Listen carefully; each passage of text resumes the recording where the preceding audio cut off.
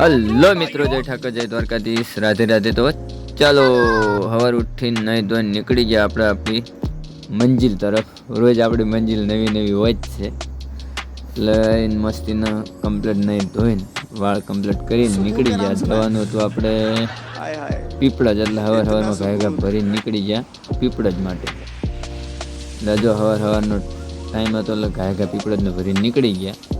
તો નાની ઉંમરમાં કમાવાનું એ જ ચાલુ કરે છે, જેના સપના ઓકાતની બહાર હોય। એટલે આપણે પહોંચી ગયા પીપળજ, અહીંયા કરી નાખી ખાલી કરીને વળી ગયા રિટર્ન। બપોર પછી આપણે જવાનું હતું તારાપુર।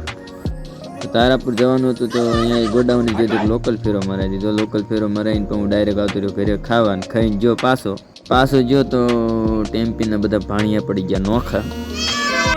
એટલે આપણે પહોંચી ગયા દવાખાને, અહીંયા બધા હમું કરાવીને નીકળી જાય આપણે પાછું તારાપુરનું ભરીને।